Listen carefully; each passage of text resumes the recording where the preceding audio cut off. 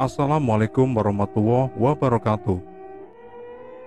Untuk cerita kali ini, saya akan membacakan sebuah cerita horor yang ditulis oleh Restu Wiratmaja yang berjudul KKN Berujung Teror.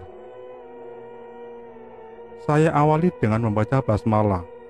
Semoga apa yang saya ceritakan ini menjadi pelajaran bagi kita semua. Sebelumnya saya berterima kasih kepada narasumber yang dengan legowonya menceritakan ini. Semoga menjadi pengalaman terbaik kita semua dalam menjalankan sesuatu, baik di tempat sendiri atau di tempat orang lain. Karena cerita ini akan lumayan panjang, jadi saya akan membaginya hingga esok hari. Sekarang hanya pengenalan sedikit. Saya akan mengenalkan tokohnya terdahulu, karena agak ribet juga jika tidak mengenalkan orang-orang yang bersangkutan. Untuk nama kampus dan tempat, saya akan rahasiakan serahasia mungkin.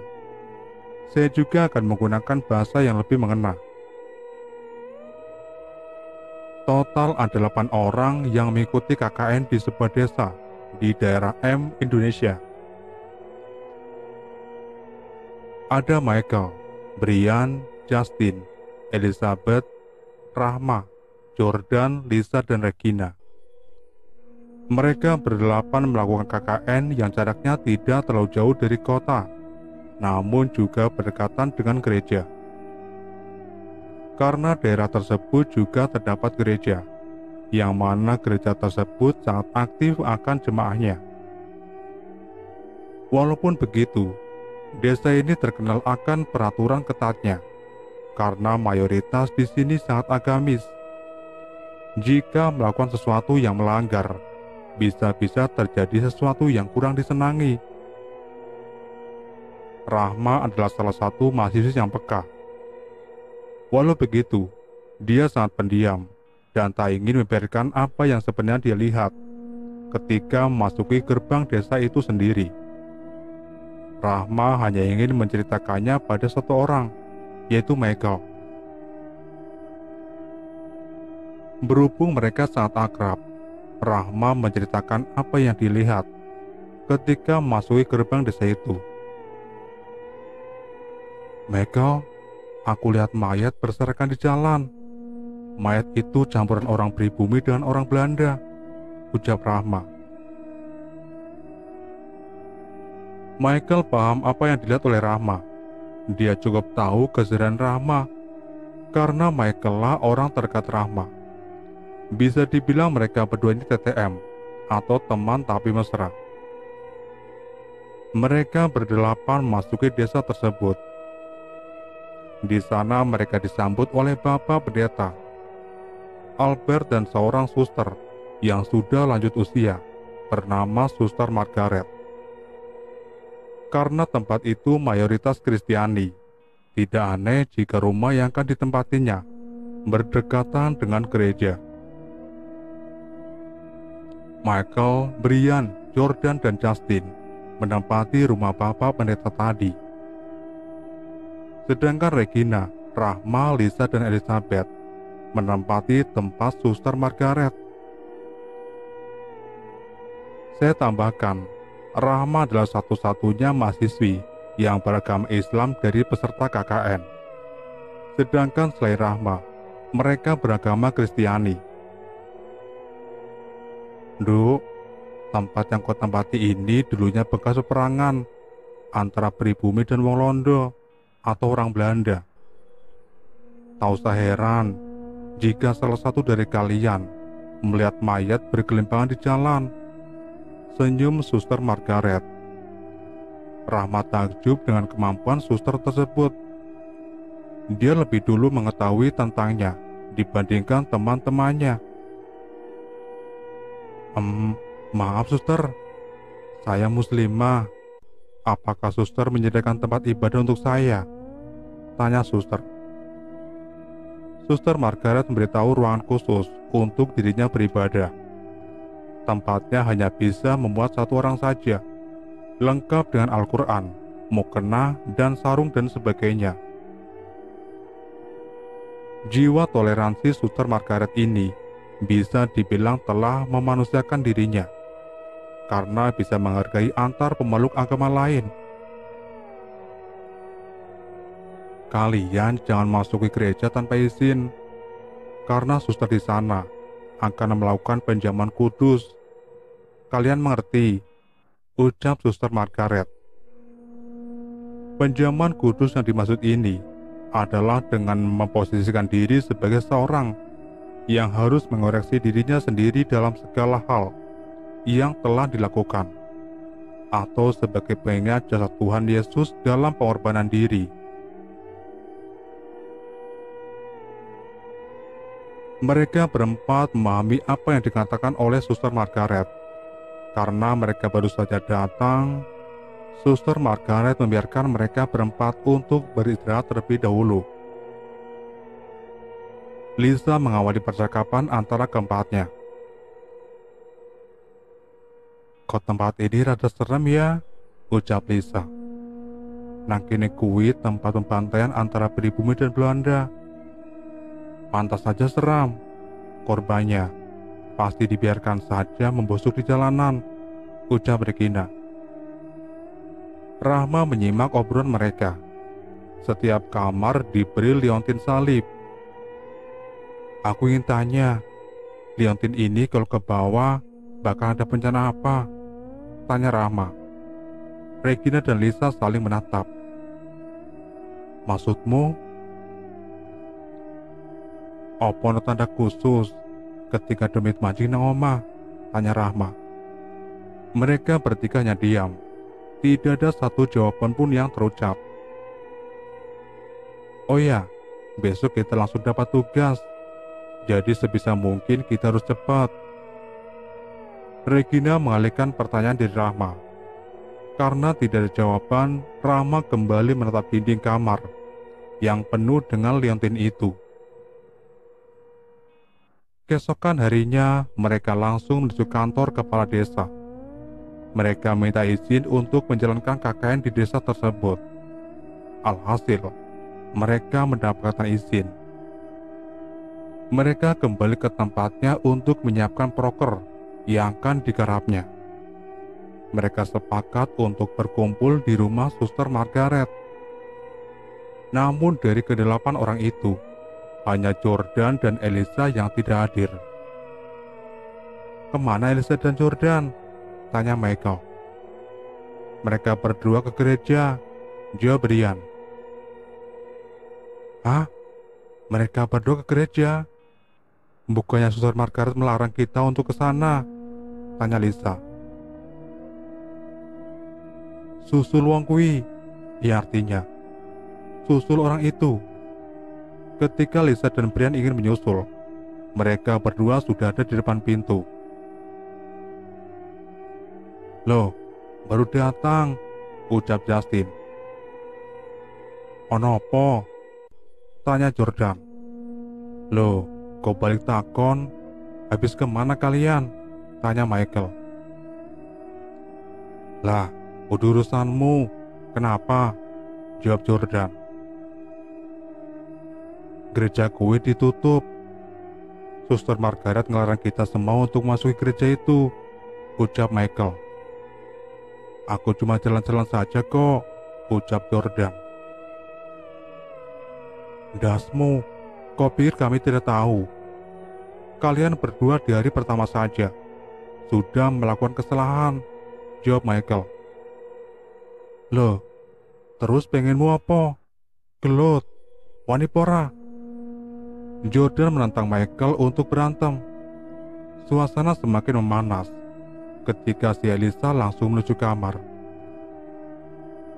"Woi, Elisa, ono apa?"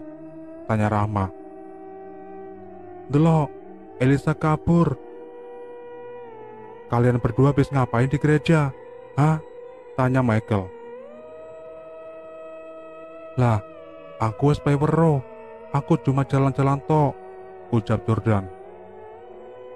"Oh, jalan-jalan opo?" tanya Michael. "Wes, cukup. Iso stres aku," teriak Lisa. Jordan masih menatap wajah Michael dan kesal. Rahma, gue ke Regina pergi ke kamar. Kalian semua laki-laki balik ke tempat kalian. Proker kita hari ini dibatalkan dulu, ujar Lisa. Jordan langsung mengebrak pintu dan menuju rumah bapak.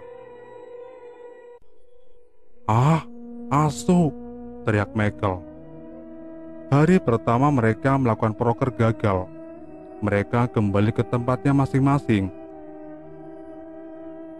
Alice, kamu kenapa? Cerita sini, ucap Rahma. Rapopo ma, jawabnya sambil menangis. Regina memberikan air minum kepada Elizabeth. Minum dulu. Suster Margaret mana? Tanya Regina. Aku tidak tahu, jawab Elisa. Kamu tadi ke gereja kan? Tanya Rahma. Elisa menatap wajah Rahma. Siapa bilang aku ke sana? Tanya Elisa. Loh, Jordan tadi bilang ke sana bareng kamu. Emang kamu udah bareng? Tanya Rahma. Oh, kamu lebih percaya dengan Jordan dibanding dengan aku. Kok kamu marah? Setiap kali aku nanya kamu habis kemana? Sebegitu privasinya? Tanya Rahma. Elisa pergi meninggalkan mereka berdua. Elisa, kenapa? Tanya Regina. Tidak tahu. Mereka tidak menyadari bahwa tempat yang ditempati mereka itu adalah sakral. Karena saking sakralnya, apa yang pernah ditanyakan oleh Rahma mengenai liontin terbalik itu terjadi. Malam harinya Rahma berencana menemui Michael untuk mengambil skrip. Namun ketika dia menatap gereja, ada sosok wanita memakai gaun putih seperti noni Belanda. Wanita itu penuh dengan luka dan darah yang mengotori bajunya. Mbaknya lagi ngapain di situ? Tanya Rahma. Sosok itu berlari dan masuk ke dalam gereja, padahal tidak boleh ada yang masuk gereja. Rahma mengejar sosok itu. Dia tanpa sengaja masuk gereja untuk mengejar gadis perempuan bergaun putih itu. Aku sepurone, aku harus maju nang kene. Suster Margaret, Bapak, aku tidak ada niatan sekalipun mau ke sini. Tapi, aku ingin tahu siapa wanita itu, ucapnya. Rahma memasuki gereja itu dan menatap satu persatu setiap sisi yang ada dalam gereja itu. Di dalam gereja, Rahma tidak menemukan satupun suster atau pendeta. Kok gereja sepi ya? Tanya Rahma. Dia bingung, katanya gereja sedang ada ritual khusus. Tapi mengapa suster tidak ada? Dia juga tidak melihat suster Margaret seharian ini. Rahma memegang kursi tempat para jemaah berdoa. Dia melihat patung Yesus di setiap dinding. Rahma kembali melihat wanita itu di sebuah ruangan. Ketika dia ingin mengejar, lampu gereja mati secara tiba-tiba. Halo, apa ada orang? Rahma merasakan hawa merinding yang begitu kuat, sampai-sampai tubuhnya bergetar ketakutan. Rahma melangkah mundur dan menabrak bangku yang berjajar memanjang untuk duduk para jemaah. Au, betisku. Dia masih memandang sekeliling ruangan gereja. Lampu dengan sekejap berkedip-kedip. Loh, ada apa ini? Dari kejauhan, Rahma melihat sosok wanita itu ingin mendekat. Sosok itu mendekati Rahma. Rambutnya dibiarkan menyebar ke arah depan. Rahma melangkah mundur. Dia ingin sekali menggapai pintu masuk gereja. Siapa kamu? Teriak Rahma. Sosok itu tetap bergerak maju sambil menunjuk-nunjukkan telunjuknya pada Rahma. Sosok itu seperti marah besar akan kehadirannya di dalam desa ini. Rama berlari menuju pintu masuk gereja. Namun baru saja dia ingin memegangi pintu. Pintu itu sudah tertutup rapat. Rama terkunci di dalam gereja bersamaan dengan sosok misterius itu. "Tolong, sepurane!" teriak Rama sambil menangis. "Jangan mendekat, jangan mendekat." Rama terus berusaha membuka pintu, namun pintunya seperti terkunci di luar. Sosok itu ingin menggapai tubuh Rama, namun pintu sudah terbuka terlebih dahulu. "Alhamdulillah, matur suwun Gusti." "Dok, kamu lagi apa?" Suara itu sangat familiar di telinga Rama. "Suster, tadi aku..." "Kenapa kau masuk gereja?" Aku... Cepat kembali." Rama berbalik arah menuju rumah Suster Margaret. Dia tampak ketakutan melihat sosok wanita itu yang hampir menyentuhnya. Hari berikutnya, Suster dan Papa mengumpulkan ke-8 orang ini. Raut wajah mereka berdua bisa ditebak sedang kecewa dan curiga. "Kalian tahu kenapa kalian saya kumpulkan?" "Apakah kalian tahu?"